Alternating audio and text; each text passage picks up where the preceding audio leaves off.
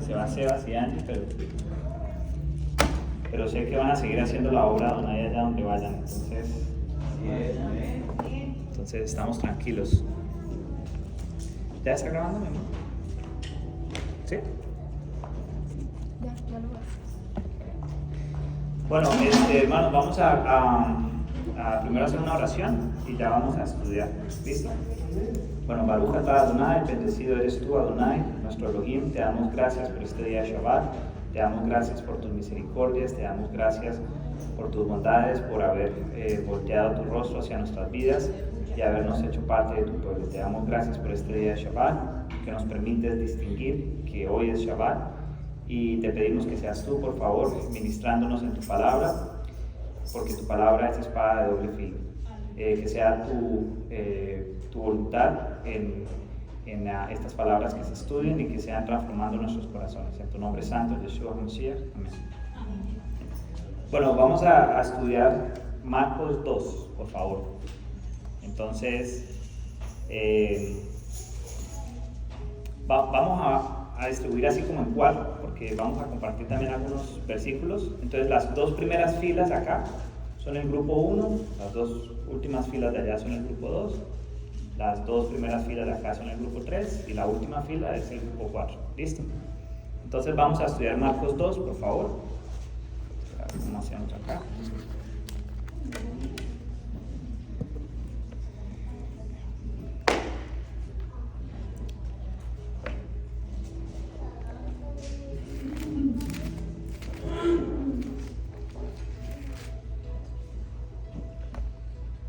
Ok.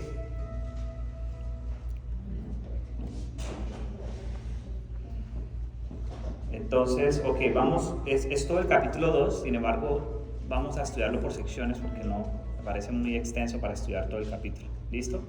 Entonces, vamos a empezar con el versículo 1, poniendo un poco de contexto. Roab nos compartió hace 8 días Marcos 1, y bueno, aquí ya Yeshua estuvo en Capernaum. Se fue, sanó a la suegra de Pedro, al espíritu, a la liberación en Capernaum, en la sinagoga, al leproso.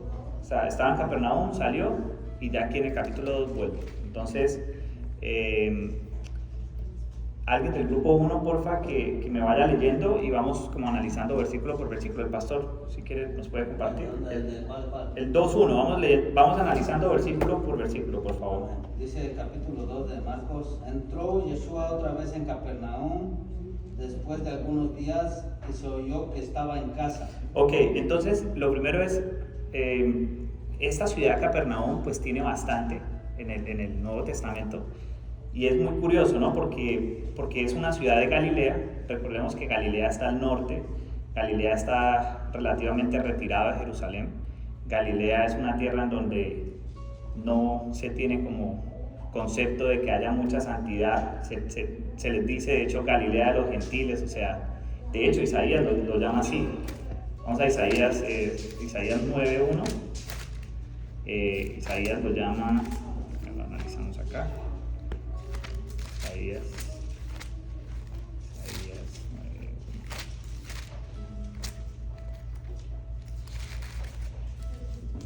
Dice: mas no habrá siempre oscuridad para la que está ahora en angustia, tal como la aflicción que le vino en el tiempo que livianamente tocaron la primera vez a la tierra de Zabulón y la tierra de Neftalí, pues al fin llenará de gloria el camino de mar de aquel lado del Jordán, en Galilea de los gentiles. Entonces, Galilea es una tierra bastante no farisaica, digámoslo así. ¿Listo? Entonces, ¿qué otra cosa particular tiene Capernaum? Galilea viene a ser como, por decirlo así, el estado, y Capernaum como una ciudad, para que de pronto no confundamos Capernaum y Galilea. Entonces, Capernaum tiene varias particularidades. Una de ellas es que en Capernaum se hicieron muchos milagros. ¿Recuerdan qué milagros se hicieron en Capernaum? Está, por ejemplo, Yeshua sana al siervo del centurión, fue en Capernaum. Las 2 drogmas a Pedro, que le dice que le vienen a cobrar las drogmas, y que le dice vaya al mar y busque el pez, y ahí cuando le abra la boca ahí van a estar las drogmas. Está también al oficial del rey que tenía al hijo enfermo, también pasó en Capernaum. El endemoniado que Roab explicaba hace 8 días, también pasó en Capernaum. O sea, en Capernaum se hicieron muchos milagros, ¿ok? Es una ciudad donde se hicieron muchos milagros. Sin embargo, el grupo 2, porfa, alguien que me lea Lucas 4:23, el grupo 3, por favor, Lucas 10:15, lo pueden leer desde el 13, y Mateo 11:23, el grupo 4, por favor.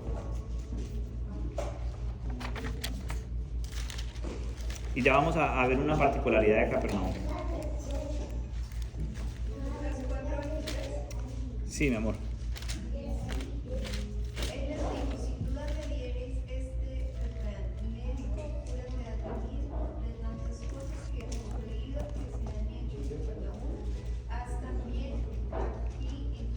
Entonces, la fama de las cosas que se habían hecho en Capernaum no fue solamente en Galilea, sino por fuera de Galilea. Entonces, todo el mundo había escuchado que en Capernaum había hecho muchos milagros. Entonces, sin duda me dirán, esas maravillas que hiciste allá en Capernaum, pues hágalas acá también. Pero no las hizo en todos lados. O sea, lo que hizo en Capernaum no lo hizo en todos lados. Lucas 10:15, por favor. Y tú, Capernaum, que hasta los cielos eres levantada, hasta el Hades serás abatida. Fuertísimo, me parece muy fuerte, desde el 13. Ay de ti, Corazín, ay de ti, Betsaida, que si en Tiro y en Sidón se hubieran hecho los milagros que se han hecho en vosotros, también, tiempo a que sentadas en silicio y ceniza se habrían arrepentido. Por tanto, en el juicio será más tolerable el castigo para Tiro y Sidón que para vosotras. Y tú, Capernaum, que hasta los cielos eres levantada, hasta el Hades serás abatida. O sea, ¿cómo es posible que una ciudad en donde se hizo tantísimos milagros, en donde la fama de los milagros de Yeshua fue particularmente en esa ciudad, el mismo Yeshua diga que hasta los cielos eres levantada y hasta el Hades serás abatida?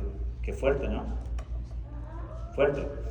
Ya lo seguimos analizando. Mateo 11:23, por favor. ¿11:23? Sí, señor. Que dice, y tú, Capernaum, que fuiste exaltada hasta el cielo, al Seol descenderás, porque si en Sodoma se hubieran realizado los milagros que se realizaron en ti, habría permanecido hasta este día. Pero yo te digo que en el día del juicio se procederá con menor severidad contra la tierra de Sodoma que contra ti. Correcto. Entonces, ¿cómo? O sea, esto de entrada a mí me impacta mucho, el tema de Capernaum. Entonces, me impacta por varias cosas. Una primera cosa es que se le dio mucho. ¿Y qué pasa cuando se le da mucho? Se le demanda muchísimo más. Entonces, esto es un principio que es bíblico desde Génesis hasta Apocalipsis, lo vamos a tener. Y esto a mí, que ya lo hemos hablado con otras parábolas, pero es algo que a mí me pone a reflexionar mucho. Les voy a decir por qué. Hubo un tiempo de mi vida en donde yo estaba en la universidad, estaba joven como Sebas, 18, 19 añitos. No estaba casado, obviamente, en ese momento. Y hubo un tiempo en donde, por cuestiones de un grupo, nos salimos de un grupo, bueno, muchas cosas. En resumen, lo que quiero decir es que interiormente yo pensaba, oiga, yo soy mucho más santo que mis compañeros de universidad. Claro, ellos no tenían nada de Dios. Entonces, eso me llevó a hacer cosas que no eran conforme a la santidad, pero que no eran tan malas como lo que hacían mis amigos. Entonces, claro, ellos estaban a otro nivel, pero a mí me pasaba una cosa, que Dios, apenas yo ponía un pie por fuera, yo recibía reprimenda inmediata, disciplina. Y yo decía, ¿pero por qué? ¿Pero por qué si el otro hace cosas peores y todo le sale bien? ¿Por qué yo saco un pie y de una vez Dios me disciplina? Inclusive un amigo de alguna manera no es creyente, él me decía, no, a mí sí todo me sale bien, todo me sale tranquilo. Y yo decía, ay, a mí, ¿por qué todo? O sea, ¿por qué cuando saco el pie me pasan estas cosas? Entonces, claro, digamos que la escritura nos va enseñando que es que primero, Dios al Hijo es al que corrige, y dos, que al que mucho se le da, mucho se le demanda también. Entonces, nunca podemos hacer la comparativa, ni siquiera, digamos, dentro del camino de creyentes que de pronto no han recibido lo mismo que nosotros. Porque les voy a poner un ejemplo. Hay cientos de denominaciones cristianas, por ejemplo, pero definitivamente hay doctrinas cristianas más cerca de la verdad que otras. O sea, hay unas denominaciones cristianas que uno dice, venga, eso aparecerá en otro libro que ustedes como religión se lo plantean, pero no es bíblico, por mucho que ustedes digan que es bíblico. Entonces, la verdad es una, independientemente de que cada uno tenga su perspectiva, pero la verdad es una. O sea, alguien está más cerca que el otro. Eso es una realidad. Entonces, la cuestión es que eso nos tiene que llevar a reflexionar en que nosotros, en vez de estar diciendo, oiga, este sí hace mal, nosotros tenemos que decir, oiga, se nos ha dado mucho, más bien, preocupémonos por dar los frutos de eso mucho que se nos dio. Porque yo me he puesto a pensar esto, por ejemplo, el día que estemos delante de Dios en el trono blanco, Dios no me va a decir, Cristian, ¿con qué rótulo te denominabas? No, yo me hacía llamar Raíces Hebreas. Ah, bueno, entonces se hacía llamar Raíces Hebreas, entonces está bien. Porque el rótulo no importa. O sea, si yo voy a un hermano cristiano, me va a decir probablemente que soy judío. Pero si yo voy a un judío, me va a decir que soy cristiano. Si yo voy o sea, esto va a variar. Y habrá quien se denomine o se haga llamar a sí mismo Raíces Hebreas. Yo no sé ustedes cuando les preguntan a ustedes qué dicen. Otro dirán, no, yo soy mesiánico. Otro dirán, no, yo soy Nazratim. En algún momento en Colombia nos hacíamos llamar los Nazratim. Yo personalmente me gusta decir discípulo de Yeshua. Me parece pero no es el rótulo. O sea, aquí a Capernaum no se le criticaba porque se denominaban o no se denominaban de cierta denominación, valga la redundancia, sino por los frutos. Eso es lo que nos va a determinar o es el parámetro. ¿Listo? Pero entonces hay que tener esto muy presente porque entre más cercanos estamos, mire que esto es bíblico también desde la perspectiva sacerdotal. No es lo mismo el sumo Cohen, que tenía mayor acercamiento a la presencia divina, versus el Cohen, versus el levita, versus el que ni siquiera era levita. O sea, ahí habían 4 rangos nomás. ¿Y qué pasaba? Pues el que era sumo Cohen tenía mayor responsabilidad. Entonces, aquí nosotros de pronto entendemos, y lo decimos con humildad porque no tenemos ningún merecimiento, pero sí es verdad que se nos ha dado mucho, se nos ha dado el libro completo. Entonces, eso no puede ser nunca un instrumento, el libro completo, para arrojárselo a alguien. O sea, de hecho, el nosotros hacer eso ya da muy mal testimonio de lo que se nos dio. Porque, claro, es verdad, puede ser que una persona no sea negligente, o sea, eso es verdad, pero también puede ser que la persona sea supremamente diligente en lo que se le dio y sencillamente no ha recibido revelación. O sea, pueden ser los dos casos, pero no nos corresponde a nosotros juzgar eso. Y de hecho, tenemos mayor responsabilidad. Entonces, si a Capernaum, que Mateo decía que llegó a su casa, ¿no? O sea, probablemente residió ahí en Capernaum, delante de todos estos milagros, hace semejante juicio, ¿qué nos haría pensar que nosotros, que se nos dio mucho, entonces va a pasar por alto nuestras obras, va a pasar por alto la ausencia de frutos que debiéramos estar dando?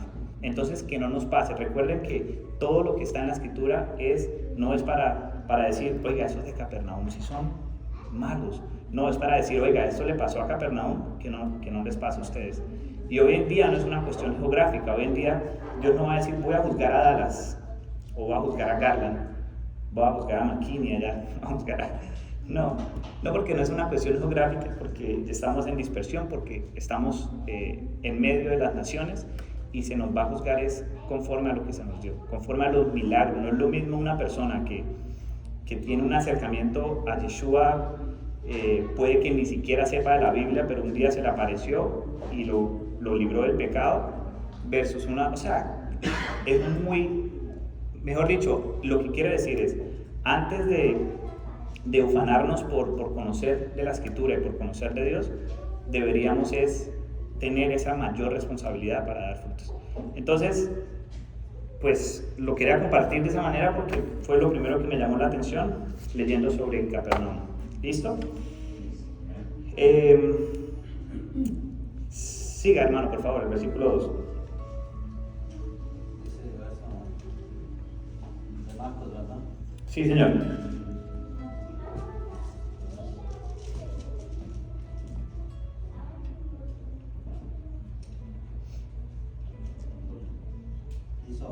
Dice el 2. E inmediatamente se juntaron muchos de manera que ya no cabía ni aún a la puerta, y les predicaba la palabra. Bueno, eso también es sorprendente. Creo que tenía Alejandro. Eso también es sorprendente porque si a mí me leen la parte donde dice allá, Capernaum, a los cielos fuiste elevada, que es sinónimo de que Yeshua es el reino de los cielos y él allá se manifestó más como es, como su naturaleza. A eso se refiere con fue elevada a los cielos. Uno pensaría, cuando dice después que serás bajada hasta el Hades, uno pensaría que es que en Capernaum nadie prestó atención, nadie prestó oído. Y aquí dice que las puertas, mejor dicho, estaban llenas.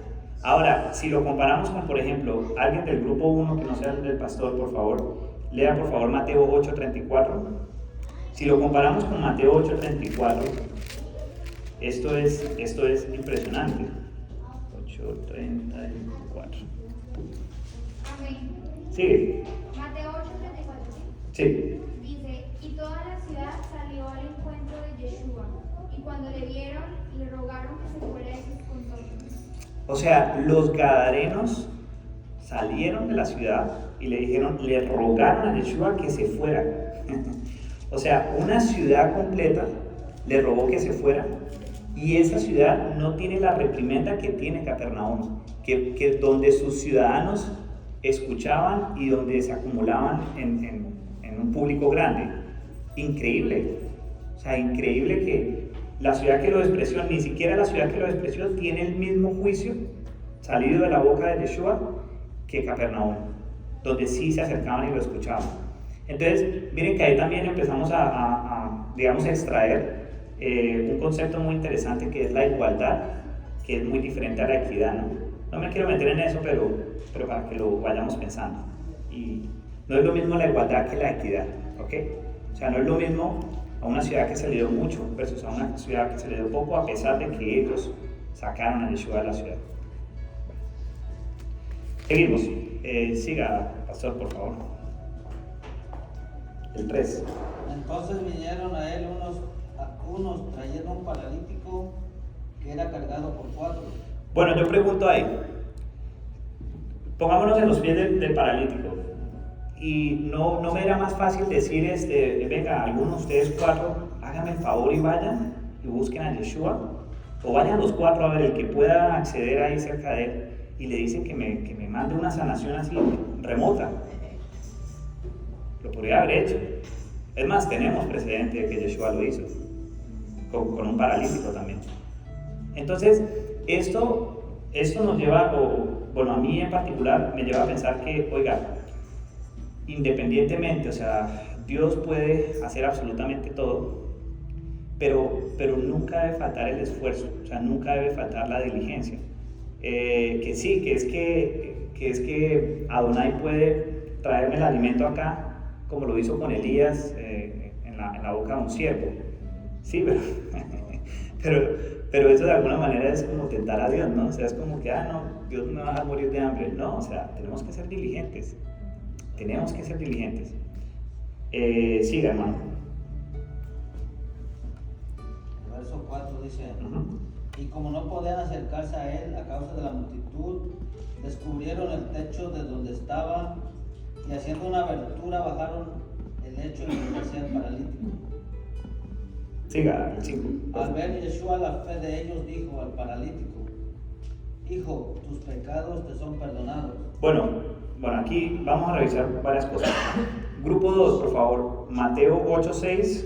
Grupo 3, Juan 5, del 1 al 8. Grupo 4, Salmos 33:4. Y grupo 1, Salmos 89:8.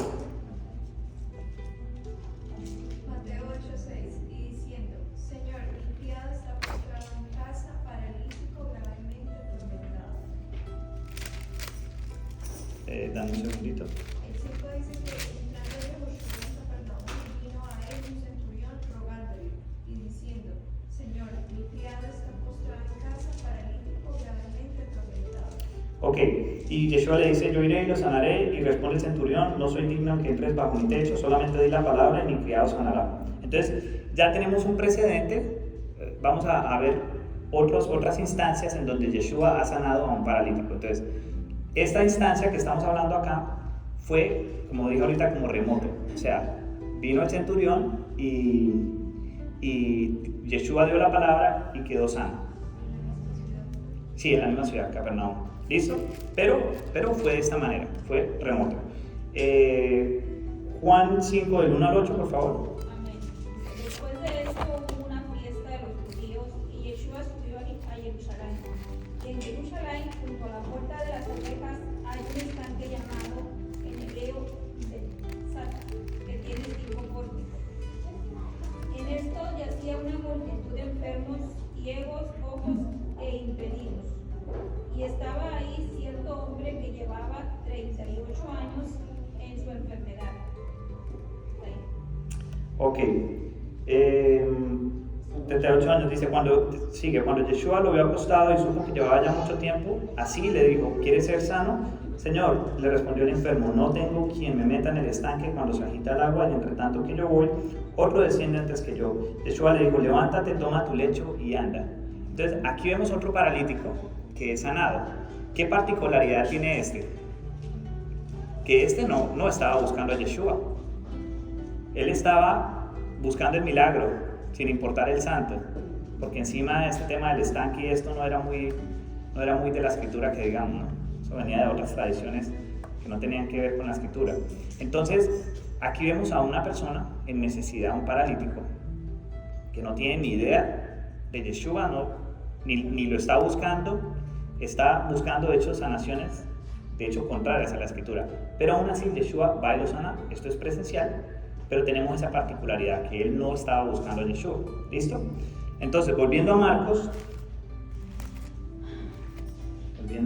y ya ahorita miramos el tema de los sanos, lo que quiero resaltar acá es que el 5, lo que quiero resaltar acá es cuando dice: al ver Yeshua la fe de ellos, dijo al paralítico: hijo, tus pecados te son perdonados. Esto es importante, por eso traje como a colación los tres precedentes. Aquí este es el primer precedente, el segundo es la sanación remota y el tercero es la sanación que no estaba buscando Yeshua. ¿Por qué? Porque a veces se ha enseñado, yo sé que aquí esto no se ve, pero se ha enseñado que el milagro está supeditado a la fe. Entonces, tenemos una necesidad, vamos a hacer una oración y nada que se nos da, nos hace falta fe. Y esto es un tema muy peligroso. O sea, esa fe de optimismo, esa fe de creer. Entonces, claro, eso se ha usado mucho en el mundo de creyentes, en el cuerpo de Mashiach, para lastimar mucho al cuerpo. Entonces, si no se te da el milagro, si no se te da, no es que no encuentras trabajo y no encuentras, te está faltando fe. Muy peligrosa esta postura, no es bíblica, porque tenemos precedentes de otros paralíticos que no tenían en lo absoluto fe. En lo absoluto tenían fe. O sea, ese concepto de fe, no estoy diciendo que no tuvieran fe, habría que ver, ¿no? Pero no ese concepto de ese positivismo.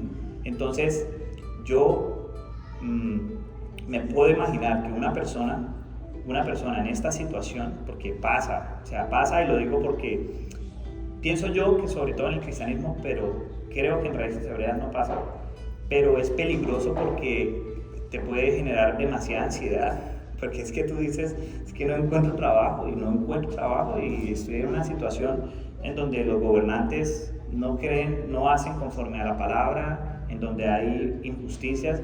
No, es que te falta fe. Oiga, pero venga, tiene que ser uno como muy inhumano para por lo menos ser tan ligero, y al final eso lo que ocasiona es ansiedad, porque entonces me falta creer. O sea, ¿cómo hago para creer más? O sea, que tengo que, no sé, tengo que ponerme a imaginar, yo no sé, o sea, puede generar mucha ansiedad. A mí esto me incomoda cuando mínimamente se insinúa eso, ¿no? Es que le falta fe. Entonces, listo. Ahora, ¿por qué entonces Yeshua habla aquí de que por la fe de ellos, vio la fe de ellos, entonces los fue a sanar? ¿Quién tiene por favor Salmos 33:4?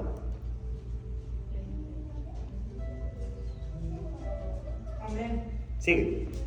Porque la palabra de Adonai es verdad y todas sus obras dignas de confiar. Espera, lo miro desde esta versión. ¿Alguien tiene otra versión, por favor? Salmos 30. Correcta es la palabra de Hashem y toda su obra es hecha con fidelidad. Listo. Pregunta. ¿Dios tiene fe? Inclusive, hablemos del concepto de fe en una, como la conocemos, en raíces hebreas que se nos ha enseñado que es fe. Obediencia. ¿Cierto? Bueno, por lo menos a mí. Creo que. Entonces, pregunto, ¿Dios tiene fe? ¿Dios tiene una? Bueno, léelo otra vez, mi amor, por favor, el versículo. Porque recta es la palabra de Hashem y toda su obra es hecha con fidelidad. Ok, la palabra que aparece ahí como fidelidad, que traduce en fidelidad, es emuná. ¿Cómo se entiende que toda la obra de Elohim es hecha con emuná? De una vez nos pone a pensar, oiga, ¿será que tiene como un concepto un poco más allá de obediencia, que también obviamente está relacionado con la obediencia? ¿Alguien tiene por favor Salmos 89:8? Creo que es del grupo 4 que dijimos, o me olvidó a quién se lo asigné. 89:8. Sí, señor. Dice: Oh Adonai, Elohim de los ejércitos, ¿quién como tú, poderoso eres Adonai, y tu fidelidad te rodea? Tu emuná te rodea, dice en hebreo. ¿Cómo, si el concepto es creer, confiar, o si el concepto es netamente obedecer, cómo se entiende que tu obediencia te rodea? Suena extraño, ¿cierto? Suena un poquito extraño. Entonces, cuando dice que tu emuná, o sea, emuná hay que entender que también es un atributo de Dios, emuná. Pero emuná también tiene una componente de obediencia, indudablemente. Cuando Dios pone emuná en nosotros, nos pone la capacidad de obedecer. Por ejemplo, a mí me acuerda cuando Naamán fue al profeta, ¿no? Y le dijo, estaba leproso, ¿se acuerdan de Naamán? Estaba leproso. Definitivamente la emuná, a pesar de que él no creyera de que sumergirse 7 veces en el Jordán lo iba a sanar, pues emuná tenía que ver con obediencia. Crea o no crea, vaya y hágalo. O sea, está supeditado a la obediencia, definitivamente. Pero también, por ejemplo, el caso de Pedro. Cuando Yeshua le dice, camina hacia mí, pues Pedro va caminando. Pero ¿qué pasa? Se cae. No tuviste fe. Pero él obedeció. Y entonces, pues también tiene una componente de confianza. O sea, la confianza, digamos, la fe cristiana de alguna manera, que a mí se me enseñó, es parte del concepto de emuná. Pero también es un concepto, es una característica de Dios. O sea, es bien profundo. Lo que quiero es que no nos quedemos únicamente con que, ¿me van a entender? Es simplemente para que lo analicemos, ¿ok? Entonces, cuando vemos aquí la fe de ellos, lo que quiero resaltar con esto es que es como si Yeshua les debiera, o sea, no, es que como ustedes tienen fe, entonces casi que es que les debo, les tengo que hacer el milagro. No, o sea, en el ser humano todo es bondad del cielo, inclusive la emuná, ¿ok? Entonces, ahí lo vamos conectando conceptos. Listo. Otra cosa que es bastante curiosa y es bastante importante, y esto aplica para nosotros y también para lo que vayamos a compartir con las personas que Dios ponga en nuestro camino, es que esta persona pues es paralítica, y a mí me impresiona que lo primero que le dice no es, bueno, te sano, ya no eres paralítico. Lo primero que le dice es, tus pecados te son perdonados. ¿Cuál es la mayor necesidad? ¿Cuál es la necesidad primaria? ¿La de una sanación física o la de arrepentimiento y perdón de los pecados? Nosotros necesitamos en primera instancia sanación espiritual. Necesitamos arrepentimiento y perdón de los pecados. De nada sirve, absolutamente de nada sirve, que Yeshua le hubiera dicho, levántate y anda, y sigues con tus pecados como si nada en el mundo. De hecho, peor. Ahora con piernas, de hecho, puede ser que sea peor.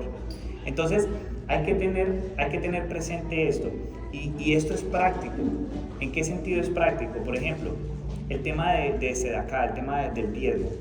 Si un día podemos, por ejemplo, bendecir a alguien que está en una necesidad, una persona que nos dice, en 2 días he comido una comida nomás porque no tengo dinero, pues claro, nosotros estamos en la obligación, como creyentes, dentro de nuestras posibilidades, de compartir un plato de comida. Sin embargo, no puede estar el plato de comida solo, porque la sanación debe ser espiritual. Es decir, si podemos acompañarlo con una palabra, si podemos acompañarlo con una enseñanza, si podemos acompañarlo o sea, tiene que ser la urgencia más primordial del ser humano es espiritual, ¿ok? Por mucho que esto físicamente también es importante, una sanación de estas, mejor dicho, como vamos a leer más adelante, nunca lo habíamos visto, una maravilla de este tipo. Sin embargo, lo primordial es el perdón de pecados, el arrepentimiento. Y no hay perdón de pecados sin arrepentimiento. Una persona que no tiene arrepentimiento, pues ¿de qué sirve el perdón de pecados si al segundo después vuelve y lo hace? ¿Ok? Listo. Entonces, siga hermano, por favor. Vamos en el 6. Dice, estaban ahí sentados algunos de los escribas, los cuales cavilaban en sus corazones. Siga. ¿Por qué habla este así? Se hacía una pregunta. Blasfemias dice, ¿quién puede perdonar pecados si no solo el Elohim? Ok. Excelente análisis. Excelente análisis. Aquí no lo vemos en Marcos, pero creo que en Lucas. Aquí vemos que estaban los fariseos, los doctores de la ley y los escribas. O sea, aquí estaban los líderes de las comunidades judías. Del grupo 1, por favor, alguien que busque Miqueas, profeta Miqueas 7, versículo 18. Del grupo 2, por favor, Salmos 32, 5. Y del grupo 3, por favor, Lucas 7, 48 al 50.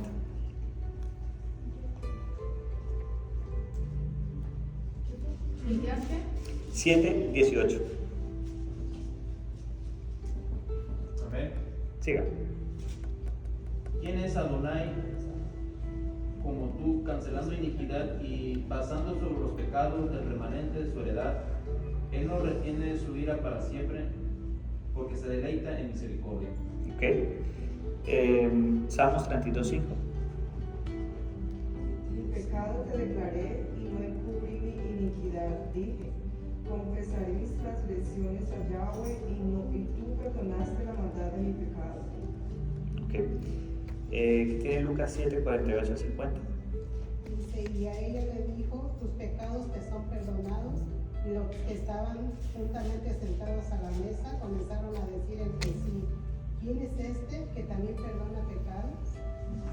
Ok. En los precedentes bíblicos vemos que estas personas que hacen aquí este aporte tenían toda la razón. Ahí vemos en Miqueas y en Salmos que el único que perdonaba pecados era Hashem. No había otro. Es más, ese versículo de Lucas lo escribí también porque me llama la atención que ahí no hay ningún milagro más allá del perdón de pecados. O sea, ningún milagro visible, ¿no? Porque ya el perdón de pecados pues es tremendo milagro. Pero a ella le dice, tus pecados te son perdonados, y ella se fue. No la sanó, no hubo ninguna cuestión extraordinaria. Entonces vemos que lo que están preguntando aquí los doctores de la ley tienen toda la razón. ¿Quién es este que perdona los pecados? Solamente Dios lo puede hacer. Y ahí está escrito en Salmos, de hecho hay muchos versículos, no los quise traer muchos, pero dice la Escritura, te confesaré mis pecados y tú me perdonarás. Ahí nadie tiene autoridad, aparte de Dios, para perdonar pecados. Entonces, ese es un dilema que se responde muchas veces cuando se dice, bueno, alguien me preguntaba, bueno, pero entonces cuando yo estoy orando, yo le oro al Padre en nombre del Hijo, por los méritos del Hijo. ¿Quién perdona pecados? Yeshua Mashiach, tranquilo. Él es quien perdona pecados, porque es el mismo Mashiach, solo que en otra presentación. ¿Ok? Pero no hay que tener esa dicotomía en la cabeza, ese dilema que puede pasar. Ok, entonces, bueno, estaba escrito Levíticos 24:16 que no se podía blasfemar el nombre de Dios. La blasfemia no es solamente, o más bien, la definición de blasfemar el nombre de Dios es quitarle peso de gloria al nombre de Dios. Entonces, por ejemplo, Dios le dice a David, o fue el profeta Natán le dice a David que por haber blasfemado el nombre de Dios a los enemigos de Israel, el hijo de David iba a morir. Entonces, también en Crónicas está cuando el rey sirio envió a Jerusalén a los siervos a meter miedo al pueblo y decir: si todos los pueblos que he conquistado, ninguno de los dioses los protegió de mi mano, ¿qué les hace pensar que el Dios de Israel los va a proteger de mi mano? Eso es una blasfemia. Blasfemia es quitarle peso de gloria a Dios, o en su defecto atribuirse o quitarle, compartir la gloria de Dios, la honra. Cuando alguien quiere tomar la gloria de Dios, eso es blasfemia. ¿Listo? Entonces, claro, si entendemos que Yeshua no es Dios, definitivamente es una blasfemia, definitivamente. ¿Listo? Bueno, continuamos. Si quiere alguien me ayuda, por favor. Continuamos en Marcos 2, del 8 en adelante.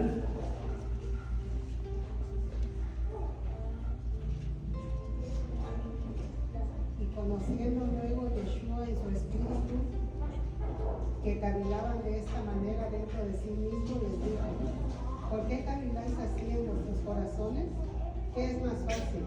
Decir al paralítico: tus pecados te son perdonados, o decirle: levántate, toma tu lecho y anda. Pues para que sepáis que el Hijo del Hombre tiene potestad en la tierra para perdonar pecados, dijo al paralítico: a ti te digo, levántate, toma tu lecho y vete a tu casa. Entonces él se levantó enseguida y tomando su lecho salió delante de todos, de manera que todos se asombraron y glorificaron a Dios diciendo: nunca hemos visto tal cosa. Tremendo. Bueno, aquí lo impactante, o bueno, una cosa que me llama mucho la atención son las tres instrucciones que le da Yeshua, ¿no? Entonces le dice: levántate, toma tu lecho y vete a tu casa. Entonces, ¿qué podría significar? Bueno, obviamente físicamente le dijo: levántate, físicamente tomó el lecho y físicamente se fue a su casa. Pero le pudo haber dicho: levántate y vete a tu casa, o vete a tu casa. Ya implícitamente está que se tiene que levantar. Si tú le dices: vete a tu casa, implícitamente él se tiene que levantar, ¿sí? Entonces, ¿por qué resalta o por qué particularmente dice: levántate, toma tu lecho y vete a tu casa? Yo creo que esto es como un procedimiento o una instancia por la que pasamos todos los creyentes. Porque cuando dice el levántate es como la habilidad de caminar, espiritualmente hablando, de caminar en los caminos de Adonai. El levantarse, o sea, ya el levantarse es decir, bueno, ya estoy en la postura apropiada para empezar a caminar. Y esto es lo que hace Adonai con nosotros, con cada uno de nosotros: levántate. De alguna manera implica también libertad, porque aquí esta persona estaba sometida a esa condición, y ya cuando le dice levántate es como quien dice: te libero, o sea, te libero, ya tienes la capacidad de pararte y estás en postura para caminar. Toma tu lecho. ¿Qué de particular tiene el tomar el lecho acá? Aquí no dice la escritura que estaba en Shabbat, entonces no es que esté transmitiendo un mensaje sobre el Shabbat, que no. Otros milagros sí, pero este en particular no dice la escritura que estaba en Shabbat. Entonces, el tomar el lecho, para mí, significa: lleve con usted el testimonio. O sea, como pasaba con la vara de Aarón, con el maná y con las tablas, es como que el pueblo lo necesitaba para testimonio, para recordar. Entonces, él pudo haber dicho fácilmente: levántate y vete a tu casa, ¿ya? Y de pronto implicaba que tomara el lecho. Pero resaltar, tomar el lecho es testimonio, o sea, que sea un testimonio visible, que cualquiera que lo vea va a decir: sí, ese era el paralítico. ¿Qué pasó? ¿Usted por qué está acá? O sea, con el lecho, no solamente verlo caminar, porque tal vez no lo identificaban tan fácil. Pero tomar el lecho es es eso, recordar el testimonio, y es lo mismo que dice la Escritura en el Antiguo Pacto cuando habla todo el tiempo de recuerda que Adonai te sacó de la tierra de Egipto. O sea, esto es un sinónimo de decirle, toma tu lecho, recuerda que Adonai te sacó de la tierra de Egipto. ¿Y qué hemos dicho que es la tierra de Egipto? Pues donde estábamos antes, el mundo.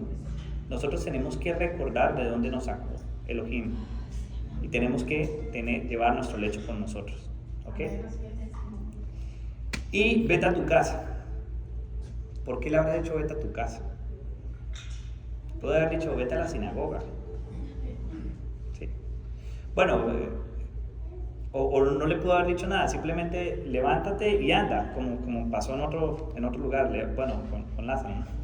Pero aquí le dijo vete a tu casa. Entonces, claro que lo podemos ver como físicamente se fue para la casa, pero también casa es sinónimo de escuela.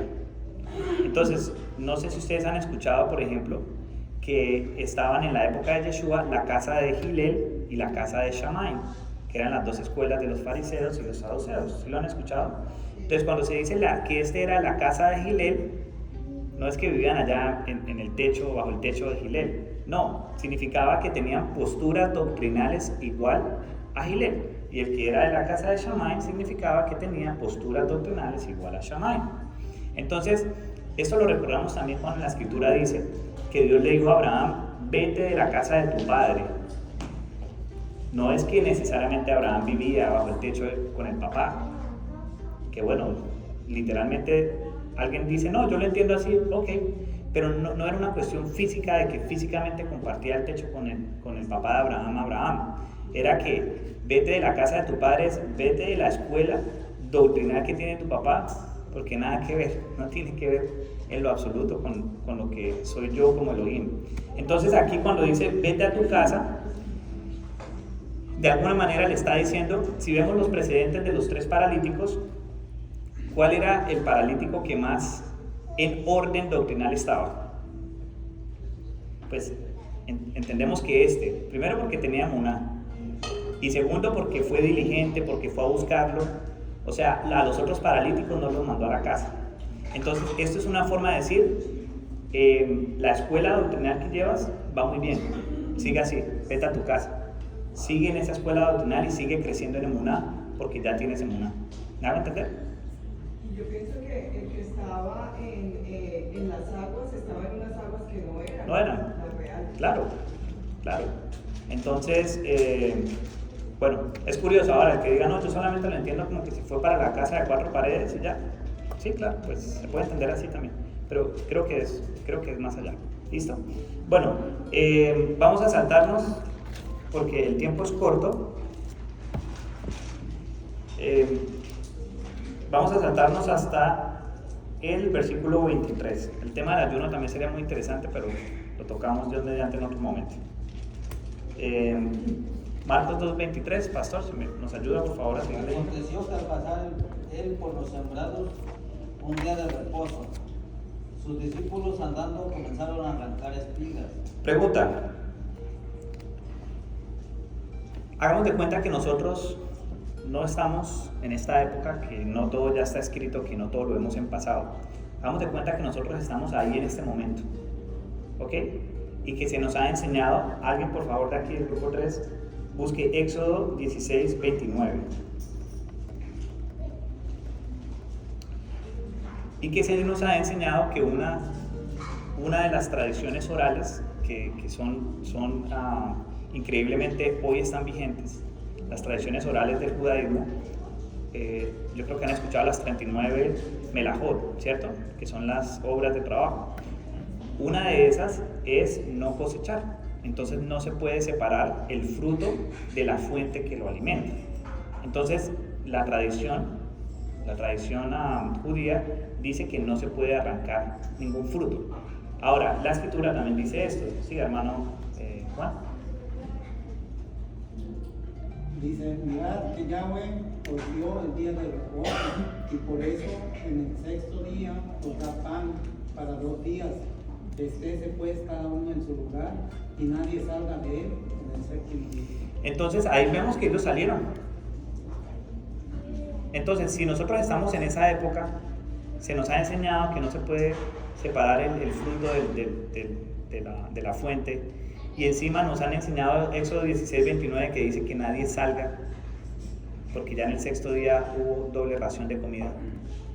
¿Qué hubiéramos dicho probablemente cuando veamos esta escena? Lo que pasa es que lo vemos en retrospectiva y es como más fácil, ¿me vas a entender? Pero cuando uno se pone en la situación, dice: aconteció que al pasar él por los sembrados un día de reposo, sus discípulos andando comenzaron a arrancar espigas. ¿Me van a entender a dónde voy? Porque el mandamiento dice que no debía salir. Entonces aquí hay que entender algo que es muy importante, y pasa con muchos mandamientos, y nos pasa inclusive a nosotros, porque nosotros cuando empezamos en este tema de raíces hebreas, lo primero que se nos enseña, ¿de dónde viene? Del judaísmo. Del judaísmo. Entonces hay muchas cosas que se nos enseña que no necesariamente es lo que enseña el Evangelio. Por eso el Evangelio tiene preeminencia.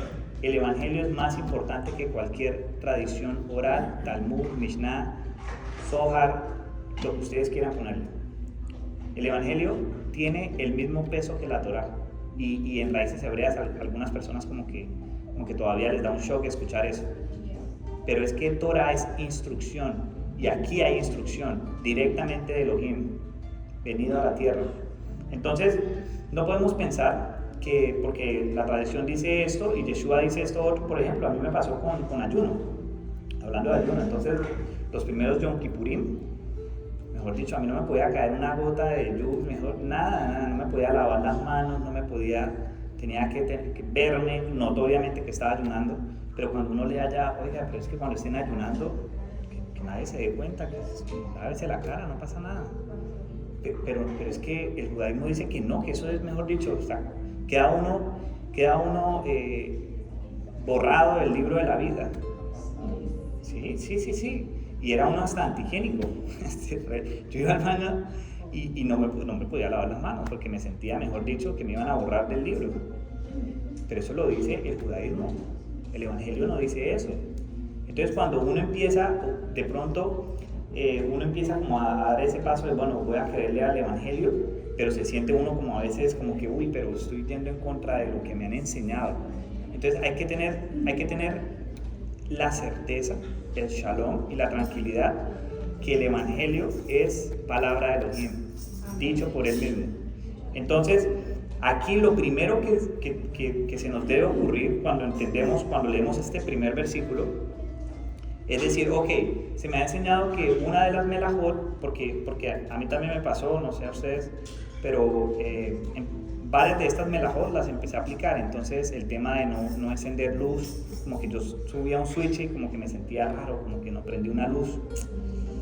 No, pero es que la carne con los lácteos no puede. No, pero el pollo tampoco, pero el pollo no tiene leche, no importa, el pollo tampoco. Y el pescado no, pues tampoco, el pescado no. No, que el huevo con la carne de pollo no se puede. Yo, pero ¿dónde aparece eso? No, es que representa la vida y la muerte, y eso emana de la carne y del lácteo.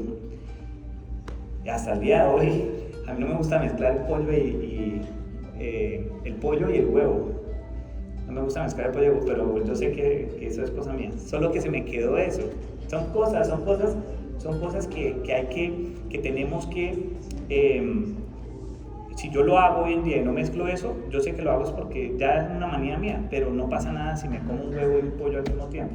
Pero hubo un momento donde sí me sentía que estaba haciendo mal. ¿Por qué? Porque eso son tradiciones que vienen del judaísmo. Entonces, la escritura, el evangelio tiene prevalencia, preeminencia. ¿Ok?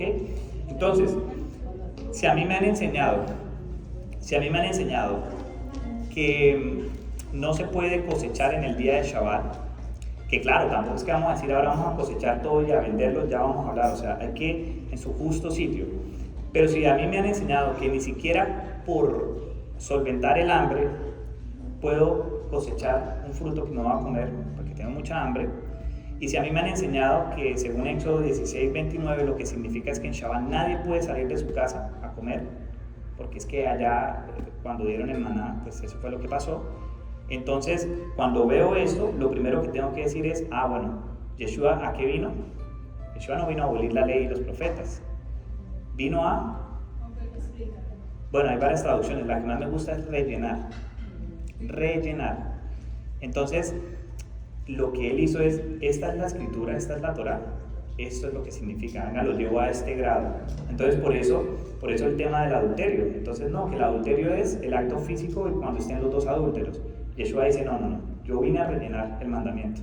El mandamiento es que solamente cuando un hombre ve a una mujer con mala intención, ya en su corazón adulteró. Entonces, de hecho, le subió al mandamiento. Lo rellenó.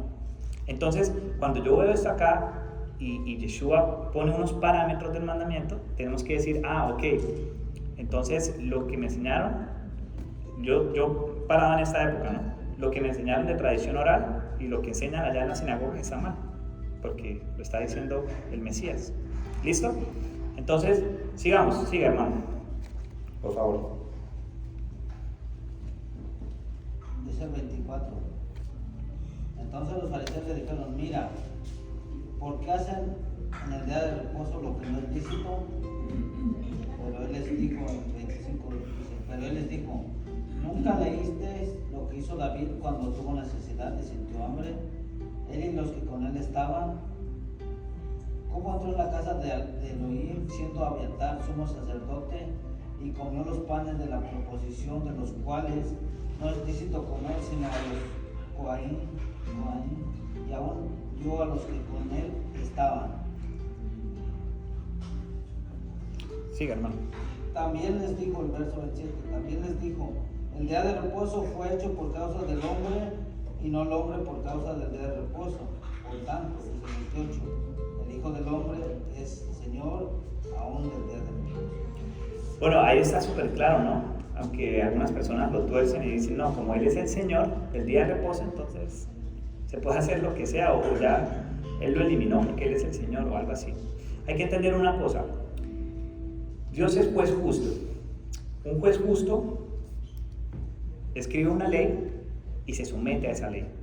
Los jueces injustos, los que hay aquí en la tierra, en Colombia hay varios, policías de tránsito, por ejemplo, ellos ponen los tickets de que una infracción automovilística, y ellos se la pasan haciendo esas infracciones. Esos son injustos, esos son los que hay aquí en la tierra. Pero un juez justo es el que hace la ley y se somete a esa ley. Ese es el juez justo. Entonces, cuando dice acá la escritura que Yeshua es Señor del Shabbat, no es para Él, oiga, yo a ustedes, a toda la población de Israel, a todo el pueblo, esto es lo que se debe hacer en Shabbat. Pero yo, como soy el Señor, yo miraré a ver qué hago. No. La discusión siempre fue de Yeshua con los escribas fariseos y los doctores de la ley, es determinar qué era y qué no era lícito en Shabbat. O sea, la discusión nunca fue no, Shabbat ya no. Fue aclarar lo que era lícito y lo que era ilícito. Ahora, tenemos también un par de testimonios de cuando la escritura utiliza la palabra Señor o enseñorearse. Entonces, por ejemplo, vemos en Génesis 1, precisamente hace poco que estuvimos ahí, que Adonai creó las lumbreras para señorearse del día y de la noche. Entonces la lumbrera mayor se señorea del día y la lumbrera menor se señorea de la noche. Queriendo decir que la lumbrera mayor es la que determina cuándo empieza y cuándo termina el día. No es que el sol un día amaneció emocional y dijo, no, hoy no voy a salir, que yo soy el Señor del día, entonces yo miro a ver qué hago. O tenemos otro testimonio en Génesis 42:6, cuando dice que Joseph, cuando estaba en Egipto, era el Señor de la tierra, cuando estaban en la época de las vacas flacas. Entonces, cuando dice la escritura que Joseph era el Señor de la tierra, no era porque entonces Joseph iba a tratar a todo el mundo a las patadas y iba a hacer lo que a él se le viniera en gana. Significaba que él era el que tenía la sabiduría para administrar adecuadamente lo que estaba sucediendo en la tierra. ¿Ok? O sea, era para poner orden. Entonces, cuando dice la escritura que Yeshua es el Señor del Shabbat, es porque pone en su debido puesto lo que es concerniente al Shabbat. ¿Listo? Porque a veces esto se puede malinterpretar. Entonces, bueno, hermanos, esto era lo que tenía para compartirles y listo. Muchas gracias y Shabbat Shalom.